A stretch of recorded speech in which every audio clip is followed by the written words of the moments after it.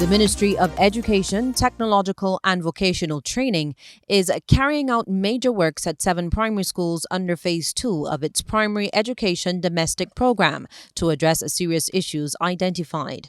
Those schools are Welches, Wesley Hall, Belmont, St. Christopher, St. John's Primary, Westbury, and St. George Primary Schools.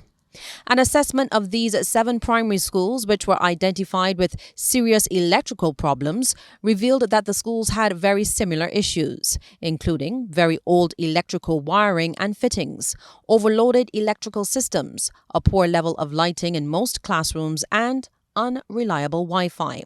The primary school's electrical and audiovisual information technology upgrade project, which is estimated to cost $4.4 million, will therefore seek to address these problems through the upgrade or replacement of the lighting and power systems and the modernization or new installation of audiovisual and information technology infrastructure at each school. Civil works will also be done to address structural and maintenance issues at the schools.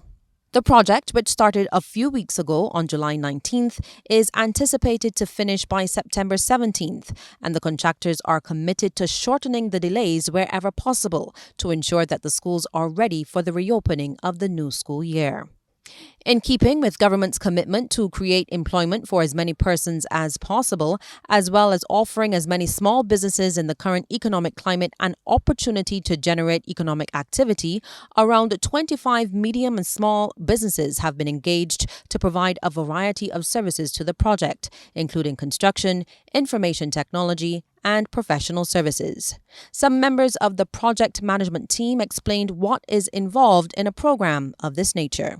My name is Joe Steinbach, and I am principal from Steinbach Management Services. We're construction project managers. I have a team of 4 project managers that work with me, and we had been chosen to review the electrical systems at 7 of the government primary schools.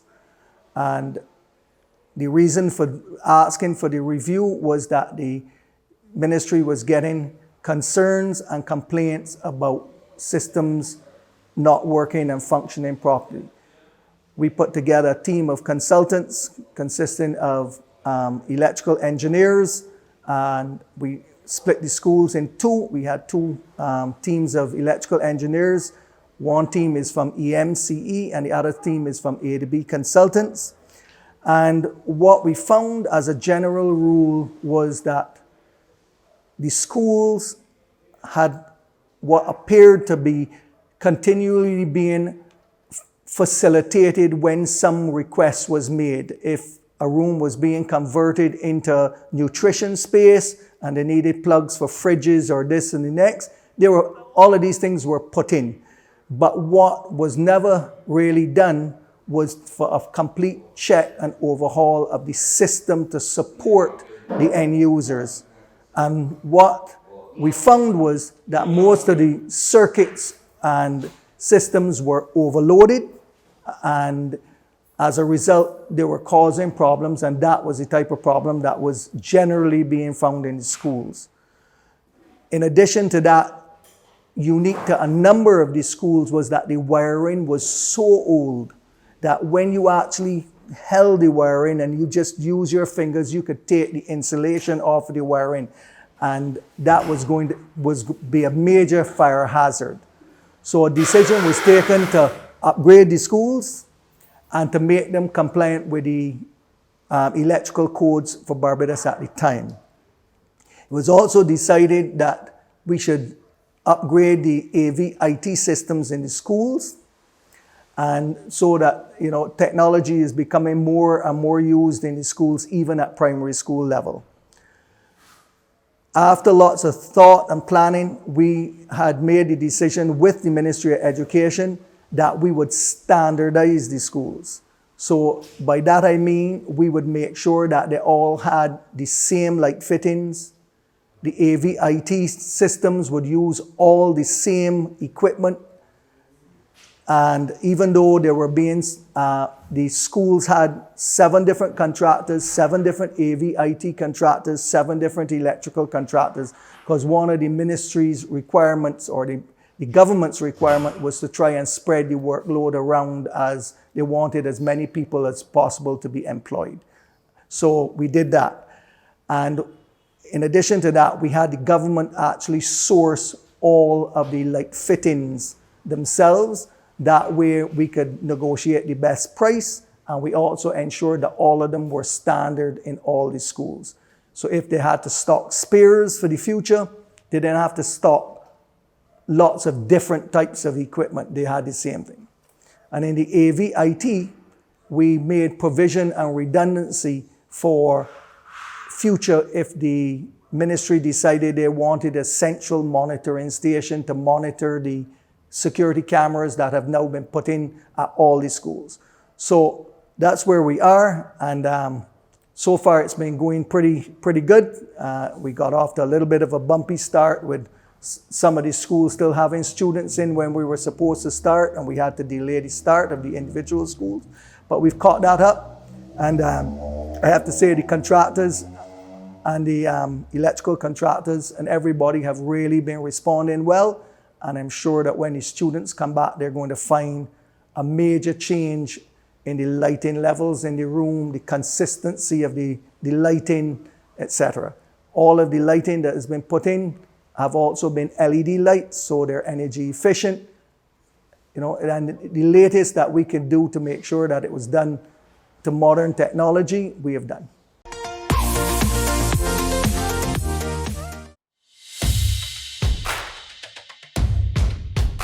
Working in a school environment lends itself to close contact, no matter how careful we try to be.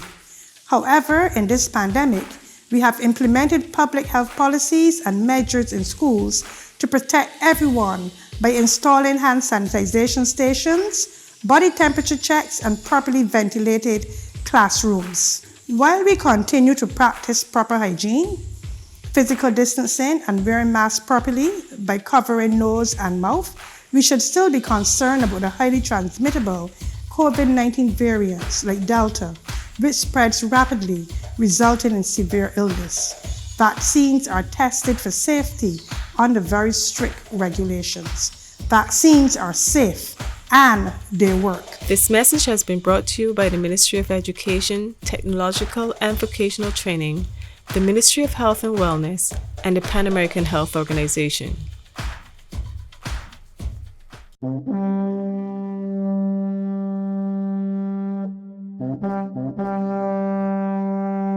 Everything comes at a cost. And these days, no one profits from the loss, like when a child is forced to trade school day socialization for screen time study, when a disease decides to disrupt our daily routine, and suddenly every one of us is coming undone, losing loved ones' lives and livelihoods, breath and breadwinners, families and festivals and freedoms. God, we feel like it's too much hassle to be human. We will always remember the years the earth spun quieter, but Mother Nature showed us how the simple act of standing still can wage war on an illness. So may we remember how to be our own army, how it takes cooperation for a community to build immunity, how unity can nurse us back to normalcy. Why stop at one family when we could save all? Let me begin preparations. It's hurricane season. Let me sit down and reason. Let me secure a nation. Know your shelters, Bajan. Help out one another, is liberation. Develop emergency community plans so that we could function. Remove outdoor objects. Make sure that you went to the ATM. Stock up with water. Make sure you clean the guttering lot. What about canned food? Make sure you got some stock up in your room. Make sure you prop up the paling and tie down the roof. Let me start to prepare real soon. Let me begin preparations. It's hurricane season. Let me sit down and reason. Let me secure a nation. Know your shelters, Bajan. Help out one another, is liberation. Develop emergency community plans so that we could function.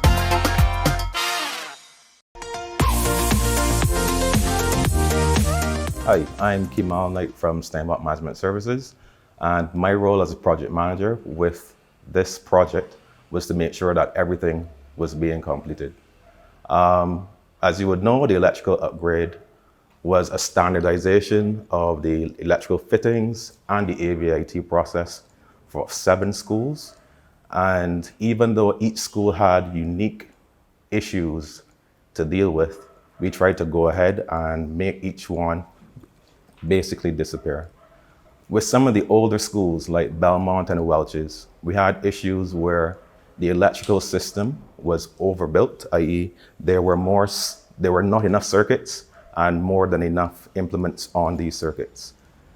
This would have resulted in items like scorching around the lights on Belmont ceilings, burnt out plugs at the Welch's Primary School, and we'd also had issues like at the St. Christopher School, where the saline environment basically eroded the majority of the metal lights. Along with this upgrade, we would have undertaken some builder's works. The builder's works were to facilitate the installation of the new lights and the AVIT system and make it worthwhile for doing these upgrades. It doesn't make sense to have a leaking roof and putting new lights on them.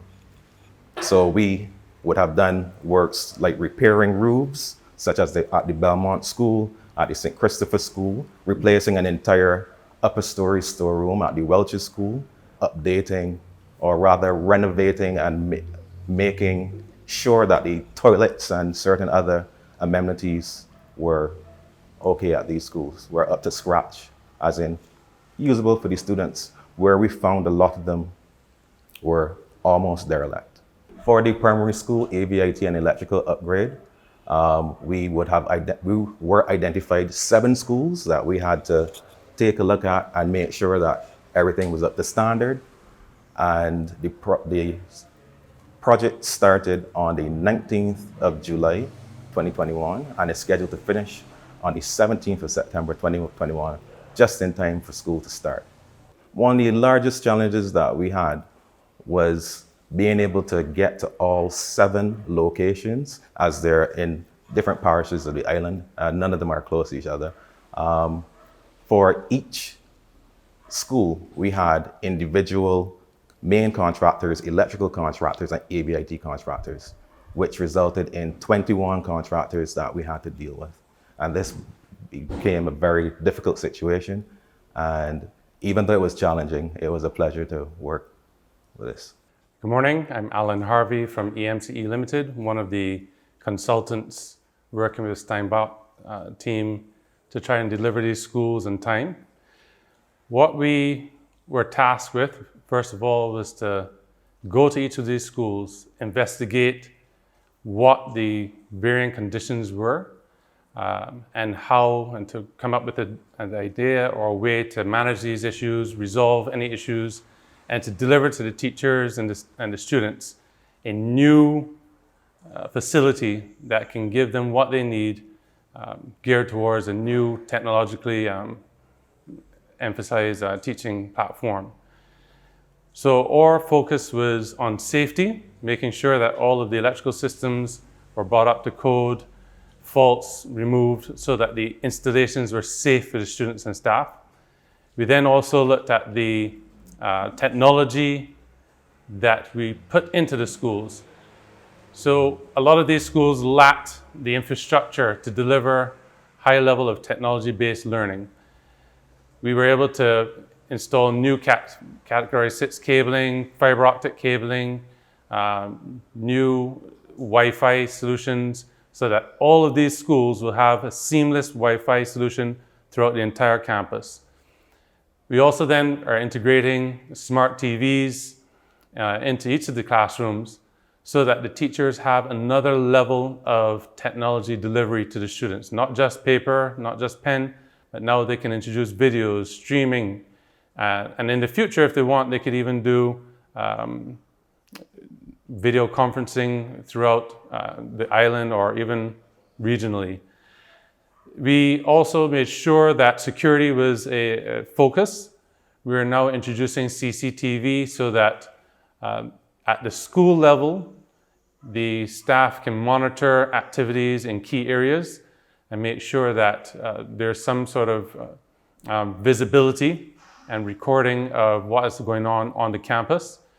And in the future, the ministry will also be able to dial into these CCTV deliveries and actually view what is going on at each of the schools. The whole point of this project, besides of course improving the facilities, is to also give the ministry better tools for managing the campus and give them a higher standard that maybe we can now deliver throughout all of the schools across the island. Part of that also included improving the energy efficiency of the campus. We would have visited many of these schools and found old light fixtures, rusting light fixtures. Many of them weren't even working, so students were being taught in the dark. Now we've stripped those out. We're using a new standardized suite of fixtures that are being manufactured here on island through Caribbean LED. By also using that local manufacturing company, we are able to better deliver replacement fixtures, and we are able to get a warranty of 5 years, which is unheard of with any other installation that you could do. Normally you only get 1 year. So we had a good experience working with Caribbean LED as a local provider and manufacturer, so that LED fixtures are at all these schools, energy consumption would be reduced, lighting levels would be improved, and as we know, you improve the lighting, you improve the students' ability to learn. And on top of that, now we have made sure that the teachers have a better installation that they can feel proud of, and that in the future these schools will have a legacy of improved learning, better delivery, and a better future for the children.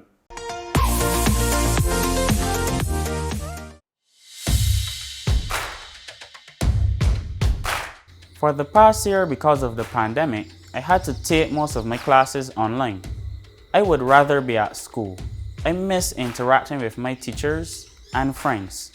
I want to be vaccinated. Getting vaccinated can help protect me, my teachers, friends, and family from COVID-19. I also understand that when vaccinated, I must continue to keep my guard up by washing my hands with soap and water frequently, wearing my mask properly, by covering my nose and mouth, and avoiding crowds. Vaccines are safe and they work. This message has been brought to you by the Ministry of Education, Technological and Vocational Training, the Ministry of Health and Wellness, and the Pan American Health Organization. Let me begin preparations. It's hurricane season. Let me sit down and reason. Let me secure a nation. Know your shelters, Bajan. Help out one another against depression. Develop emergency community plans so that we could function. Remove outdoor objects. Make sure that you went to the ATM. Stock up with water. Make sure you clean the guttering lot. What about canned food? Make sure you got some stock up in your room. Make sure you prop up the paling and tie down the roof. Let me start to prepare real soon. Let me begin preparations. It's hurricane season. Let me sit down and reason. Let me secure a nation. Know your shelters, Bajan. Help out one another against depression. Develop emergency community plans so that we could function.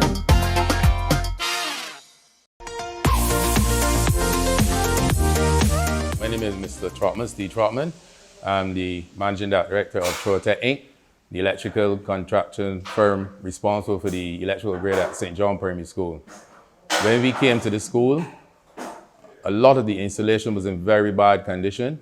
The panels, outlets, switches, such things were really deteriorating at the school. On making an assessment, we realized that we had to change out quite a few of the panels in the school, upgrade the lighting, upgrade the outlets. We've also introduced new main cables to the school. We've also introduced new mains into the new IT room and outlets. We've worked on over 16 new LED lights inside the classrooms, including the washrooms, teachers' areas, staff rooms, kitchen, And at present now, we are looking to upgrade the main service entrance to the school because that is deteriorating significantly. But overall, the project, it wasn't difficult, but I was amazed at the amount of how bad the installation had degraded and broken down. But with the work we put in, we are quite happy that it's up to standard now for the students here. And speaking to the headmistress and the teachers at the school, we realized they're quite happy with what we're doing and quite happy with how the ministry is handling the entire project. The savings from the primary school's electrical and audio-visual information technology upgrade project have been directed towards carrying out renovations to the Wilkie Cumberbatch School, which will start in the short term.